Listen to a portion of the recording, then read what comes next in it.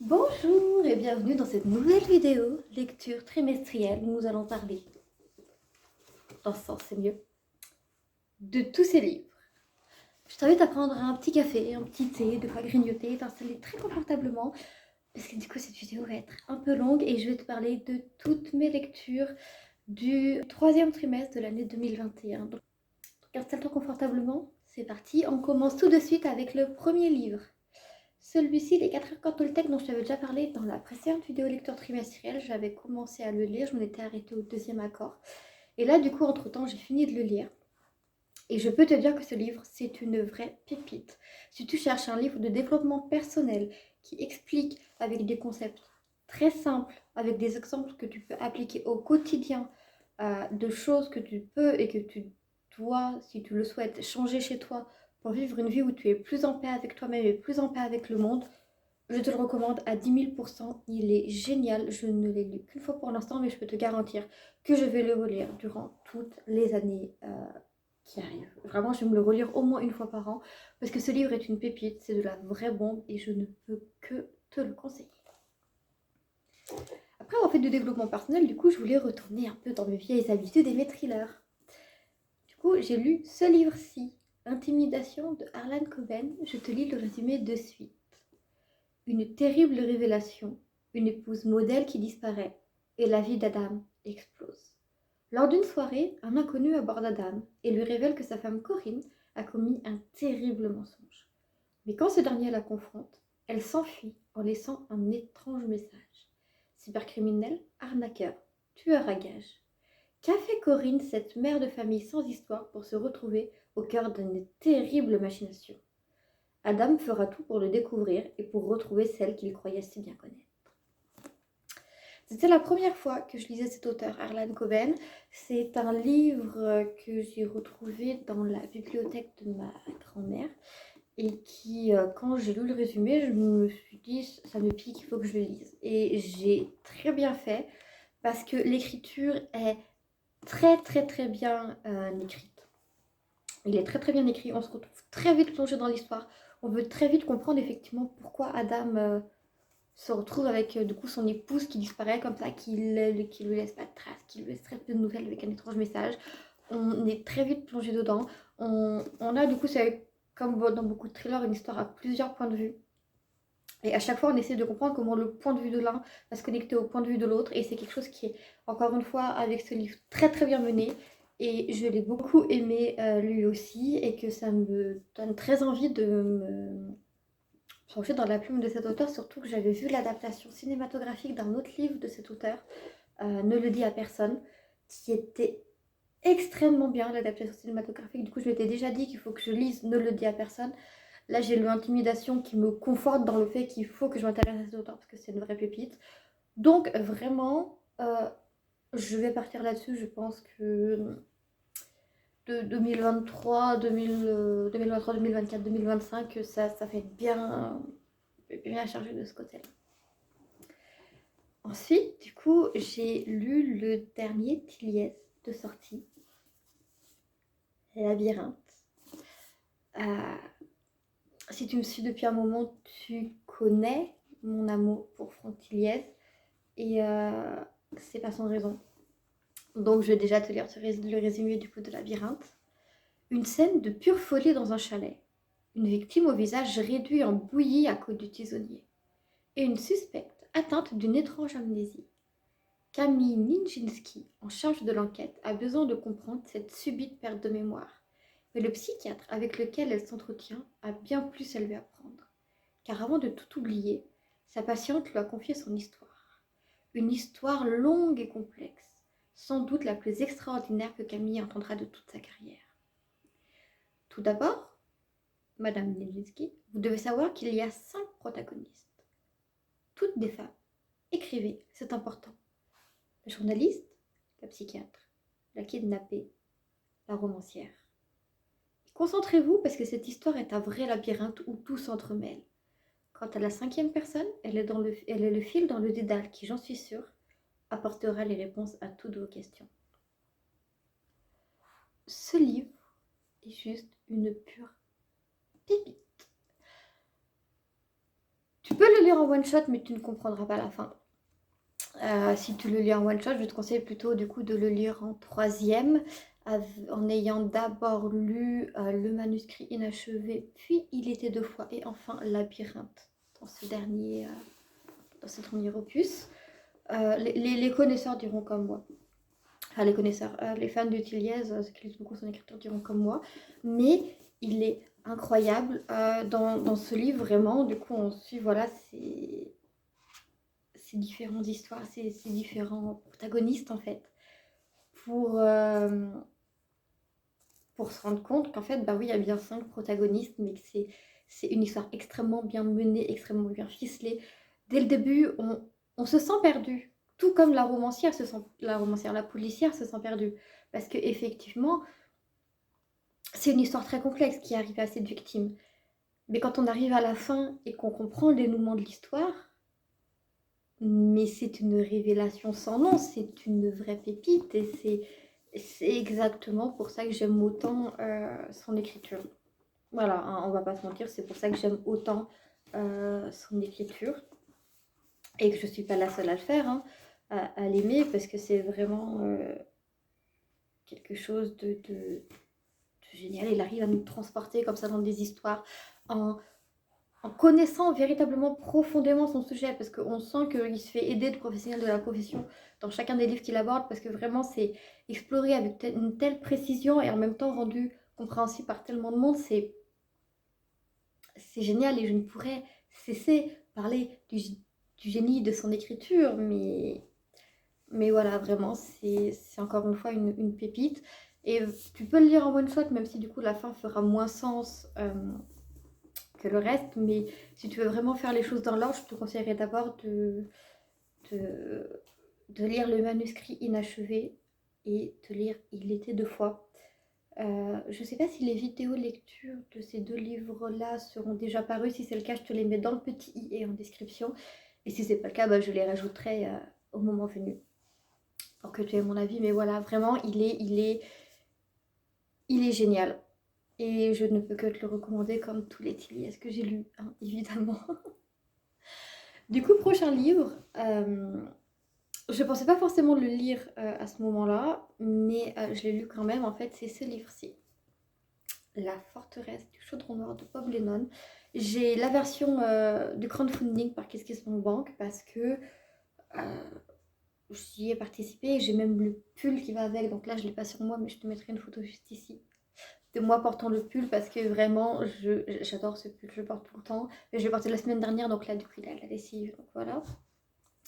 Mais du coup, la forteresse du chaudron noir, je te lis le résumé.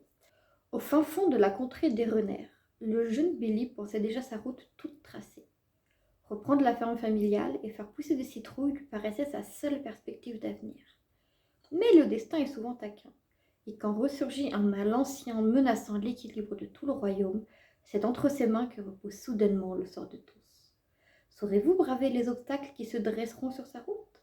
Révélerez-vous le lien entre ce jeune héros et les obscurs desseins d'un seigneur de guerre sanguinaire? Dans votre quête de réponse, vous pourrez compter sur le bras d'un puissant allié, le Pyro-Barbare. Luttez ensemble contre les créatures des ténèbres. Parviendrez-vous à sauver le royaume de l'Apocalypse?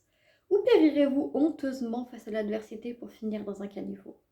Il ne tient qu'à vous de le découvrir puisque vous êtes Billy. Donc ce livre, comme tu as pu le comprendre, c'est un livre du coup où tu es le héros. Et c'est la première fois que j'achète un livre de ce genre. Et du coup, j'avais peur du coup de pas être très bien aiguillée en fait sur comment ça se passe, tout ça. Mais en fait, dès le début, on voit qu'on a une table des situations. On a nos fiches personnages, comme ceci. On a également tout un laïus sur les feuilles de combat.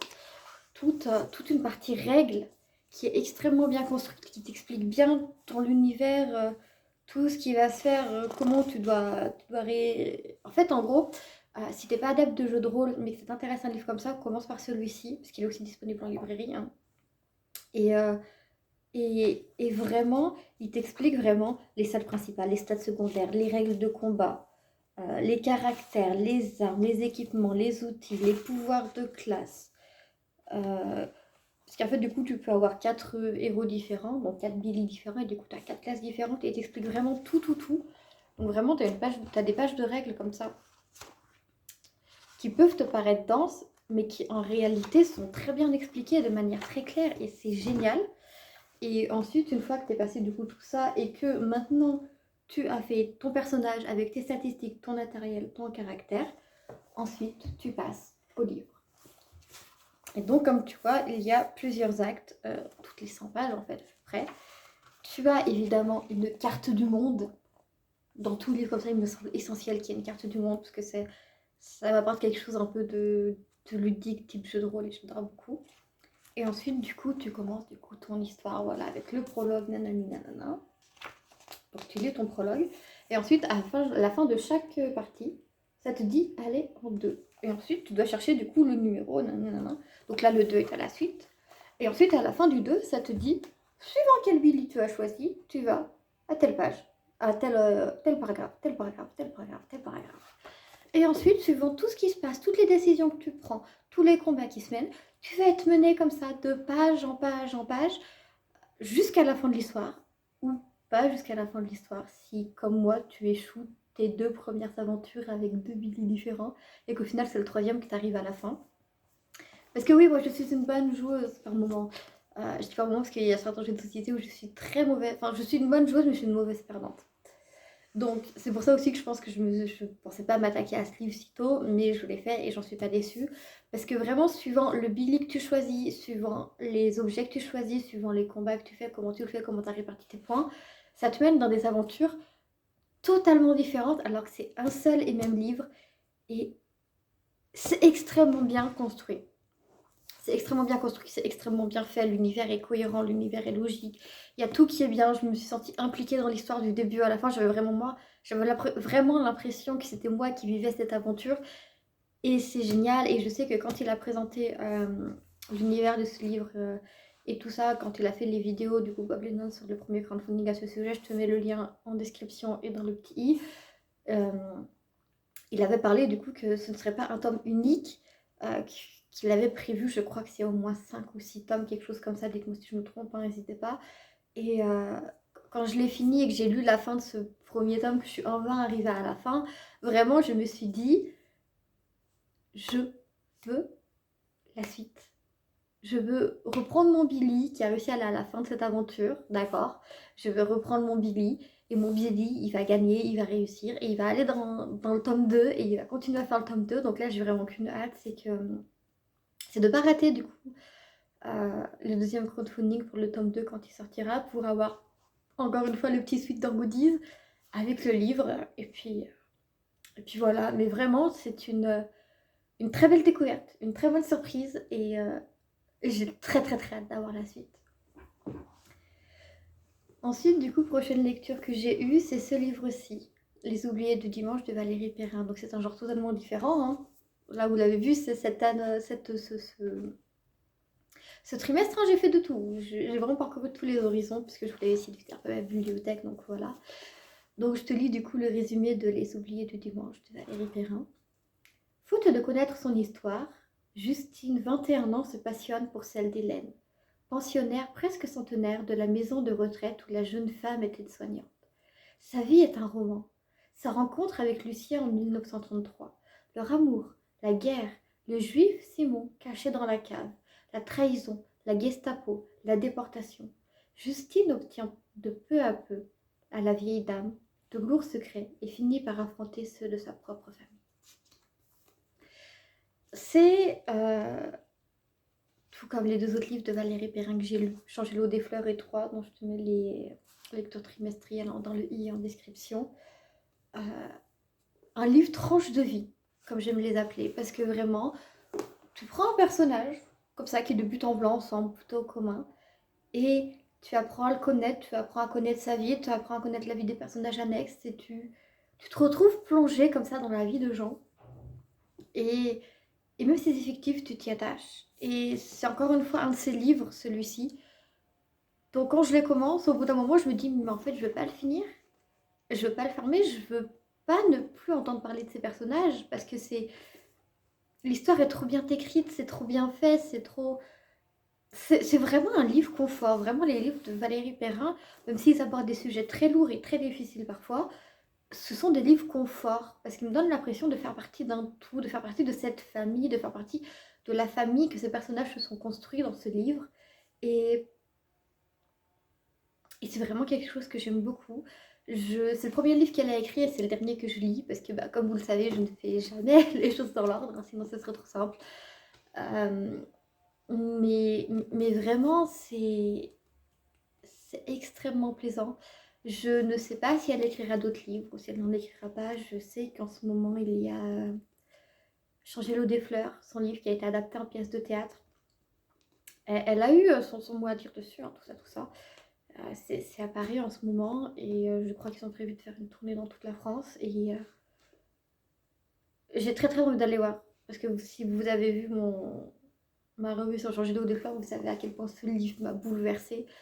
Et, et vraiment, je pense qu'elle va se concentrer là-dessus pour le moment, parce que c'est quelque chose de très fort d'avoir au théâtre ton livre qui est adapté, quoi. C'est vraiment incroyable. Donc voilà, mais si jamais elle ressort un livre, vous pouvez être sûr que je vais l'acheter, parce que vraiment, ouais,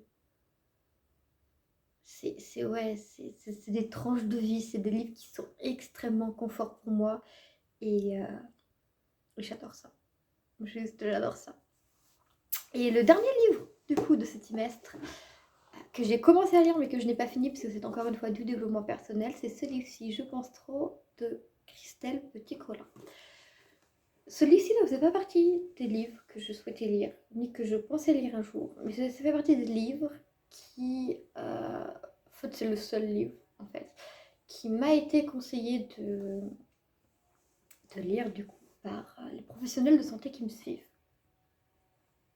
Donc, comme je suis une bonne patiente, quand on me donne des conseils, je les suis, tout simplement. Je te lis quand même le résumé si jamais ça t'intéresse. Qui pourrait penser qu'être intelligent puisse faire souffrir et rendre malheureux? Pourtant, je reçois souvent en consultation des gens qui se plaignent de trop penser. Ils disent que leur mental ne leur laisse aucun répit, même la nuit. Ils en ont marre de ces doutes, de ces questions, de cette conscience aiguë des choses, de leur sens trop développé auquel n'échappe aucun détail. Ils voudraient débrancher leur esprit, mais ils souffrent surtout de se sentir différents, incompris et blessés par le monde d'aujourd'hui. Ils concluent souvent par « Je ne suis pas de cette planète ». Ce livre propose des cours de mécanique et de pilotage de ces cerveaux surefficients. Donc comme je te disais, ce livre, c'est pas de mon initiative, il m'a été conseillé. Et je le lis petit à petit, puisque je le prends comme un livre de développement personnel, parce que c'est comme ça qu'on m'a dit de le prendre. Et toi, il y a beaucoup de parties. Il y a une intro, trois parties. Je pensais qu'il y en avait une quatrième derrière, mais non.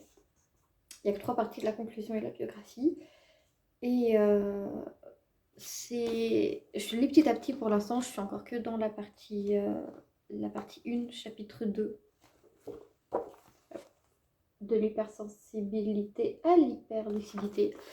Ça m'apprend déjà beaucoup de choses sur moi, que je pensais être pas forcément normales et qui en fait le sont, parce que ce livre, la lecture de ce livre est issue d'un diagnostic qu'on m'a donné et que j'ai beaucoup de mal à accepter.